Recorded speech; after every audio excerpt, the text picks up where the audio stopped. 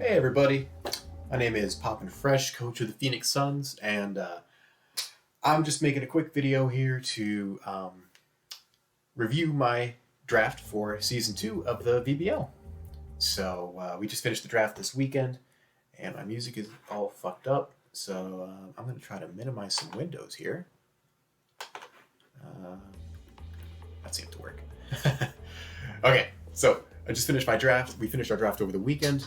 So I wanted to kind of go through, kind of give you guys an explanation of why I picked what I picked, and also to kind of get an idea for later of where my head's at right now and why I picked what I picked, and see how it works out this season. So, let's get started. Go over. We actually got to use the Draft League website this season, which was super easy. Made it really smooth, and it was just a nice experience. So all my info is the same, logo's the same, no rebranding for me. I like my stolen logo. Stolen from the Phoenix Suns, not from another draft player. So my strategy with this draft going in, I was trying to think of what I did. I really liked what I did last season. Porygon-Z was fun, but that was pretty much all I did.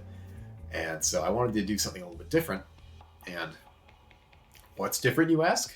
Pledge moves. No one uses them. That's pretty different.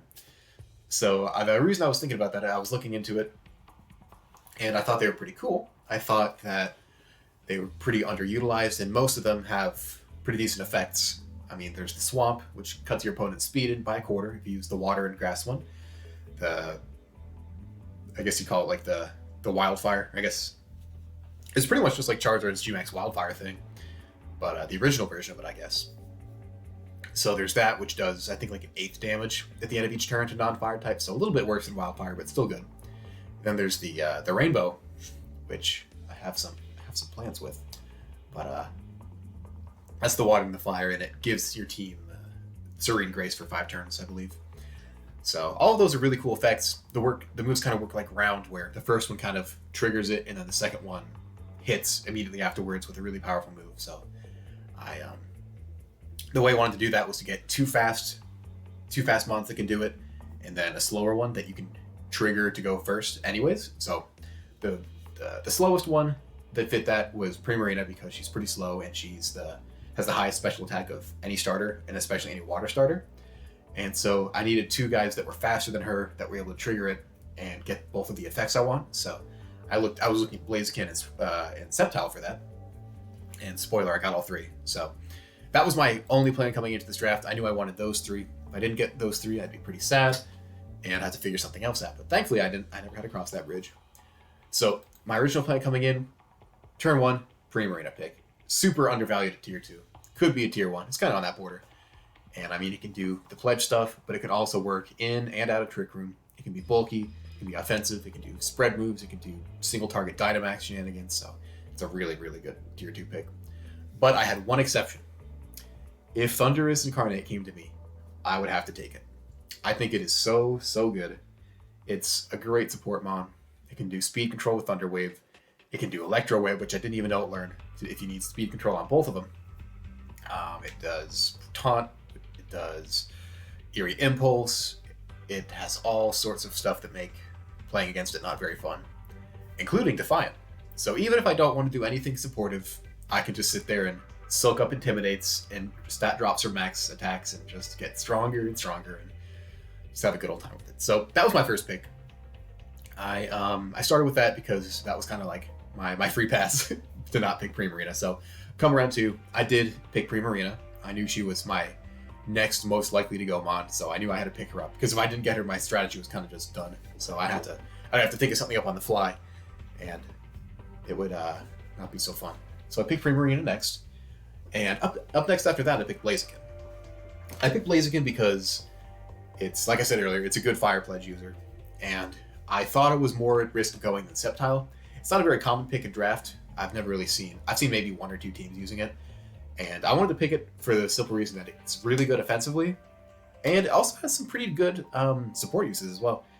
I looked at it, and with Speed Boost, it just makes everything so much easier. You don't, even if you just protect on the first turn, or detect in Blaziken's case, if you just protect on that first turn and get that boost, you're going to be faster than almost anything else out there. So you really don't need to invest in speed.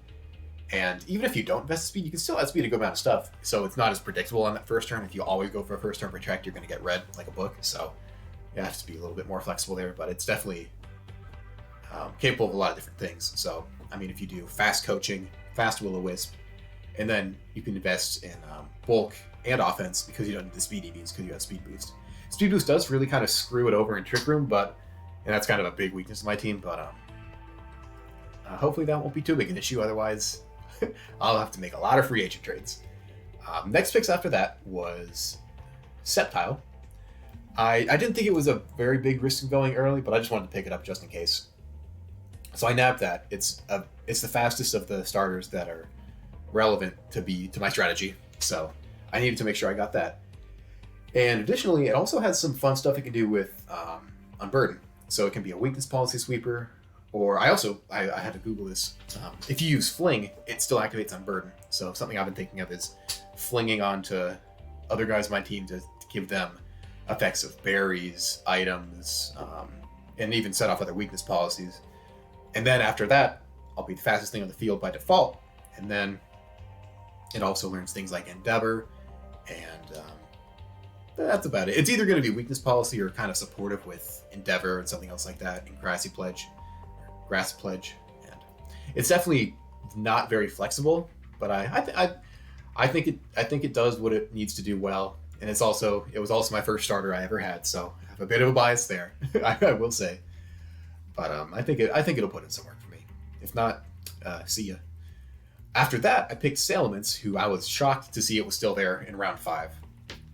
It's someone said it's essentially a better Gyarados, and I agree with that.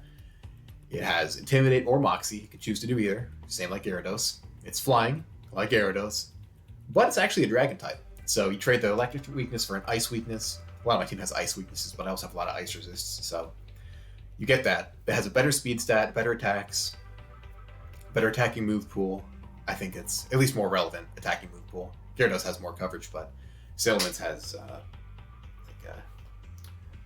I don't know if you'd say better max moves. It's different, but it's I think it's a really good pick, and it doesn't always need to be maxed. So you can either go Moxie, just steamroll through teams, or use it for Intimidate support, and then get the good max moves to increase your speed and also lower your opponent's attack. So even if you do Moxie, you can still drop their attack with Max Dragon, so it's kind of like it has both. So it's pretty cool. And then immediately after I picked that, I saw Latias was still available and realized I should have. I could have picked her instead.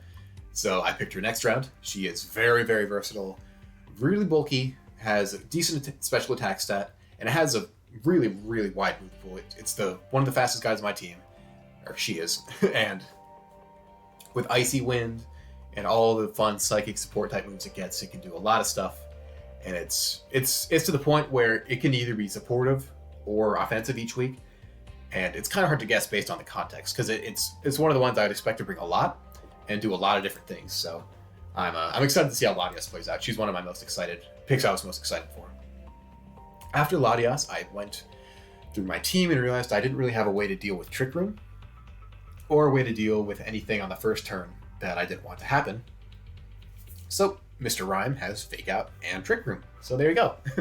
So I picked Mr. Rhyme, and I also picked him for the fact that he has Screen Cleaner, because last season I learned how annoying it is to have to run Brick Break on Rillaboom and lose a move slot. So if I just have Mr. Rhyme in the back to threaten Screen Cleaner, I don't even need to bring it. I don't even need to bring it into the week. Just the fact that it's on my team is going to severely lessen the chance of my opponents bringing screens against me. But now that I'm saying this out loud, you know they're going to bring them instead. I'm on to you guys. But it's a very good support Pokemon. It has a huge move pool. Again, all the psychic support moves. Freeze Dry for funky, unexpected hits on water types. But I don't know, it's kind of hard to say. It can do a lot of stuff. So I'll have to make good use of it. I might take a look at some of the stuff that Steve did season 1 and see if I can learn anything from that and how to properly use Mr. Rhyme. Next pick after that, I honestly don't really remember. It was either Absol or Deblade. So I'll start with Absol because he's just first. Absol I picked because I didn't have a dark type, and I just kind of wanted to round out my type coverage a little bit. And its really only good stat is its attack at 130, which is really big. It probably could have spared some of those points to do its other stats, maybe a little more speed and a little more bulk. But I think it can be pretty good. Definitely not the best on my team. It would have been better if I had been able to get the justified beat up support, which I might make 3 HC stuff for later if I can swing it, but who knows. At this point, I think I'm looking to Absol as kind of like a crit machine with super luck and night slash and all other sorts of fun stuff. It also gets a pretty wide range of support moves, like everything from Parashong to I think he has Icy Wind too. I don't know why you'd ever run that on Absol, but it gets a lot of different stuff. And I think it'll definitely help me out with some of my Trick Room weaknesses. That was one of the main reasons I got it, honestly, because a lot of the monsters that set up Trick Room are either going to be Psychic types or Ghost types. And guess what type? Dunks on both of those. There you go. You have Absol. So that's Absol's main purpose. And it's I really don't have too much of an attachment for it. So I don't expect to... don't be surprised if Absol's not here in 10 weeks from now. Another one I picked was Deblade. He was another tier 4 pick. I picked him because he's actually got really good stats for tier 4. I mean, 150 defense, 59 HP, which is pretty low. I'm expected for a ghost type, but with a Violite, it'll live any physical hit, and it can take a couple special hits. And it's got a pretty decent 110 attack stat. Move pool's not the best, but it's there to be a tank, right? And it can help me in Trick Room because it's a ghost type, which also helps out with the Psychic and Ghost that'll set Trick Room. If they get it up, he'll likely be moving relatively early in the turn due to his 35 speed. And I think he's got a pretty good move. He's pretty good for a tier 4. He's a good Violite user, definitely tanky. Not much in the way of support, but he definitely has an offensive presence that I think will be much appreciated on the team. After that was little baby Hippopotas, or Hippopotas, I don't know how you say it. I just picked this just for weather control. It doesn't really synergize with much else on the team. But within a Violite, it's decently bulky, and it gets good moves like Yawn. One thing I was looking at, it can do Yawn, Stockpile, Slack Off, and Fissure. So if you get in an end state where you can't knock out Hippopotas in like 2 hits, oh, it's going to be fun for me. I get to roll those dice and see if I can hit a Fissure. So I'm looking forward to that. And then very last but not least is Aggron. I picked him as my last pick. I picked Aggron because I needed something that I could use with Sandstorm a little bit. Granted, it's only for the 50% boost to the special defense, but in Aggron's case, he very, very much appreciates that. Aggron has a ton of weaknesses, but I think if he's Dynamax and in the sand, I think he'll be able to take a lot of hits. And even beyond that, with his physical defense, he can really survive pretty much anything. And even beyond that, he has Sturdy, so he can survive at least any one hit. So Aggron has a lot of fun things you can do with Sturdy Endeavor, and also Sturdy Custap Endeavor. So one of the things I was thinking about, so I'm not spoiling any strategies, it's pretty expected. You take one hit down to 1 hit point. Then you do Metal Burst, because that counters physical and special. Aggron doesn't have the most HP, but it should be enough to do a lot of damage to most things. And then after that, Custap Endeavor takes something else down to 1 hit point, and hopefully they die to the sand, if there is sand afterwards, and then that's 2 kills for 1 tier 3, and I call that pretty good. He also learned Steel Roller, which is another reason why I picked him, because I don't have any way of dealing with terrain on this team, besides for Steel Roller. So if I'm coming up against Tapu, not Tapu Fini, maybe that's a bad idea. Something. I'll bring it some week against a terrain team, and it'll hopefully put in work.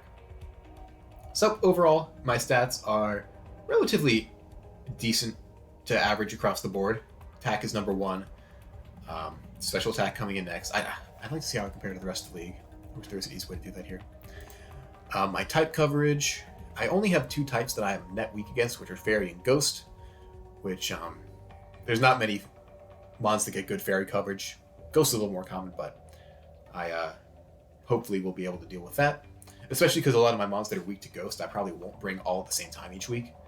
So that will definitely help with things there. Just kind of going here to the prep sheet, just to kind of see what we have. Oh, did this not get filled in for Dark, Fairy, and Steel? Huh. Weird. But yeah, if you go down here, I was able to get a decent amount of different options for all these categories. For speed control, so we got Trick Room, Tailwind, Icy Wind, Bulldoze, Electro Web, Thunder Wave, all that fun stuff. We got screens on a lot of different mons. Quick Guard and Wide Guard, which I honestly don't see bringing. Ally Switch, which if I want to be nasty, I can see bringing. A good amount of Taunters, Knockoff, and Snarl support from Absol. Now, those are some of those other coverage moves or support moves I was talking about. A lot of spread moves, a little bit of priority for weakness policy shenanigans. Yeah, that's about pretty much all I got. Status stuff we have down there, some Will-O-Wisp and Yawn. My speed tiers are they're a lot on the high side, which is definitely something that I was conscious of as I was drafting, but I guess didn't really make enough of an effort to avoid it. I kind of threw all my slow picks there at the end, but my team's a faster team on average, so it's a faster team on average without a very good way of dealing with Trick Room, so I know that's probably going to be my biggest struggle, and I'm definitely looking at that coming into this first week here for sure. But yeah, I'm definitely excited. Want to see how it goes. I also noticed that I drafted a majority of Gen 3 Pokemon, so guess what generation I started playing in. So yeah, that's really all I've got to say. So I'm looking forward to the season. Really excited. I think people drafted a lot of cool teams. A lot of creative stuff is going to happen for sure. And I just can't wait to see how it goes. So that is all I got. I'm going to go make the thumbnail for this. Talk to you later.